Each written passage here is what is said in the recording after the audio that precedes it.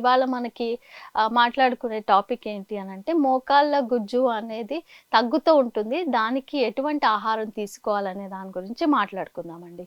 So, ఈ మోకాళ్ళ గుజ్జు తగ్గడం అనేది ఎవరిలో చూస్తుంటాము అనంటే, బోన్స్ రిలేటెడ్ ఇష్యూ ఉన్న వాళ్ళలో చూస్తూ ఉంటాము. సో, ఆహ్, అది ఏ ఏ ఏజ్ వాళ్ళకొస్తుంది అనంటే, ఆల్మోస్ట్ ఒక 50 క్రాస్ అయిన వాళ్ళకి మాత్రమే వస్తూ ఉంటుంది. ఇంకొక రీజన్ ఏంటి అంటే, ఎవరికైతే calcium deficiencies, vitamin D deficiencies ఉంటాయో, ఇట్లాంటి వాళ్ళకి ఈ మోకాళ్ళ గుజ్జు తగ్గే ఛాన్సెస్ ఎక్కువగా ఉంటాయన్నమాట.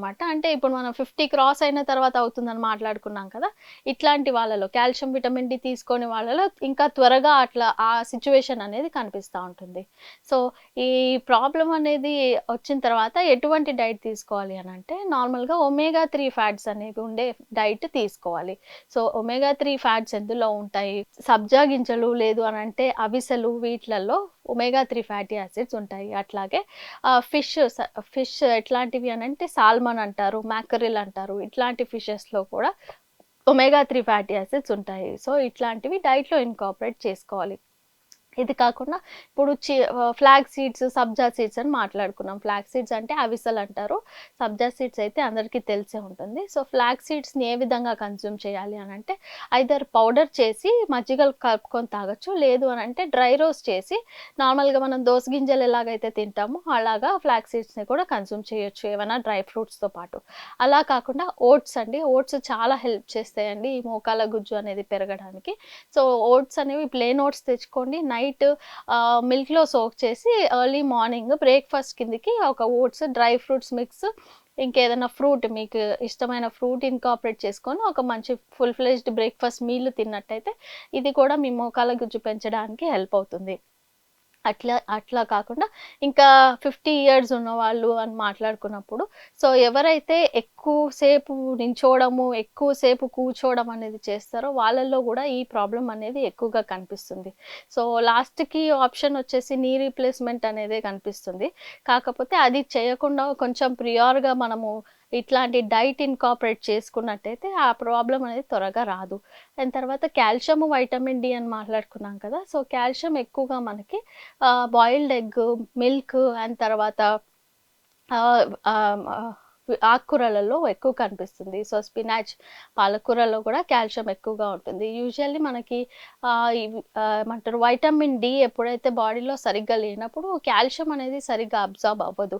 సో, ఎవరైతే ఎండలో తక్కువ ఉండి ఉంటారో వాళ్ళల్లో వైటమిన్ డి డెఫిషియన్సీ ఎక్కువగా కనిపిస్తుంది. ఈ ఆహ్, ఆహ్, ఓ ఓన్లీ ఈ మన ఏజ్డ్ పర్సన్స్ కాకుండా టీనేజర్స్‌లో కూడా ఈ వైటమిన్ డి డెఫిషియన్సీ చాలా ఎక్కువగా ఉంది ఈ జనరేషన్‌లో. సో, వాళ్ళకేంటి అనంటే ఒక 15 మినిట్స్ సన్‌లైట్ అనేది చాలా హెల్ప్ అవుతుంది.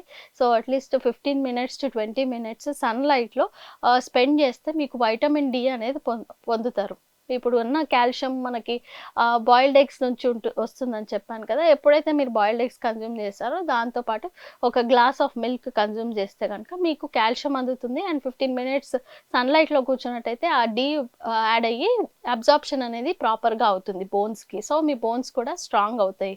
ఆ తర్వాత ఈ మనం ఒమేగా 3 మాట్లాడుకున్నప్పుడు ఈ ఓట్స్ ఒక్కటే కాకుండా నార్మల్‌గా ఫిష్ అని కూడా మాట్లాడుకున్నాం కదా! సో, మీకు ఎవ్రీ వీక్లీ వన్స్ నార్మల్‌గా నాన్ వెజ్ తింటా ఉంటారు. ఓన్లీ చికెన్, మటన్ పైన డిపెండ్ అవ్వకుండా అప్పుడప్పుడు వీలైతే ఫిష్ కూడా తెచ్చుకొని తినడం బెస్ట్. దాంట్లో పర్టిక్యులర్‌గా సాల్మన్, మకరల్ అనే ఫిష్ ఏదైతే ఉంటుందో అవి బాగా హెల్ప్ అవుతాయి. కాబట్టి ఆ ఫిష్‌ని కూడా ఇన్కార్పొరేట్ చేసుకోండి. అండ్ తర్వాత ఒక గ్లాస్ ఆఫ్ మిల్క్ అనేది ఒక 20 ఇయర్స్ పైన వాళ్ళు ఖచ్చితంగా డైలీ ఒక 200-250 ఎంఎల్ కన్జ్యూమ్ చేసేలాగా చూసుకోండి. అండ్ ఆకుకూరలని మాట్లాడుకున్నప్పుడు స్పినాచ్ అండి కాల్షియం రిచ్ చాలా ఎక్కువగా ఉంటుంది స్పినాచ్‌లో. సో, స్పినాచ్ అంటే పాలకూర. సో, ఆబ్వియస్‌లీ పాలకూరని ఏదైనా ఫార్మ్‌లో ఇన్కార్పొరేట్ చేసుకోండి. డైలీ అట్‌లీస్ట్ వీక్లీ ఒక 3 టైమ్స్ యూజ్ చేసేలాగా చూసుకోండి. ఐదర్ కర్రీ ఫార్మ్‌లో చేసుకుంటారా? లేదు అనంటే పరాటాలాగా చేసుకొని తింటారా? లేదు అనంటే ఏదైనా దాల్‌లో యాడ్ చేసుకొని తింటారా అనేది అది మీ అది మీ ఇష్టము. కాకపోతే ఏదో ఒక విధంగా మనము దీన్ని ఇన్కార్పొరేట్ చేసుకోవడం అనేది చాలా ఇంపార్టెంట్ అండి. సో, ఆ తర్వాత మనము ఈ సన్‌ఫ్లవర్ సీడ్స్ అని దొరుకుతాయి. వాటర్‌మిలన్ సీడ్స్ అని దొరుకుతాయి. సో, ఇవి కూడా ఏంటనంటే ఈ మోకాల గుజ్జు అనేది పెరగడానికి హెల్ప్ చేస్తా ఉంటాయి.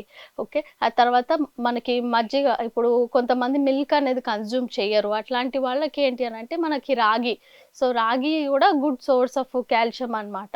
సో, వీలైతే రాగి జావ చేసుకొని తాగడం.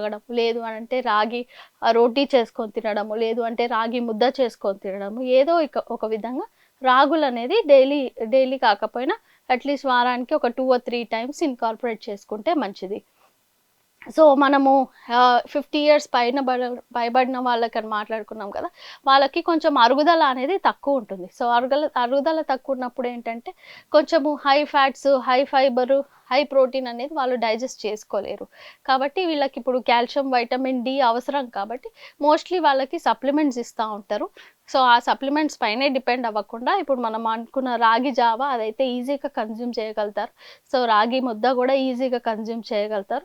అండ్ ఒక గ్లాస్ ఆఫ్ మిల్క్ కూడా ఈజీగా కన్జ్యూమ్ చేయగలుగుతారు కాబట్టి వాళ్ళ డైలీ రొటీన్‌లో ఇవి ఏదన్నా ఒక మీల్ అంటే పర్ డే ఒక 5 మీల్స్ అనుకుందాం. 3 మెయిన్ మీల్స్ అయితే 2 స్నాక్ మీల్స్ అని కూడా ఉంటాయి. సో, ఖచ్చితంగా ఏదో ఒకటనేది వాళ్ళ డైలీ ఇన్‌కార్పొరేట్ చేసుకుంటే వాళ్ళు హెల్తీగా ఉంటారు.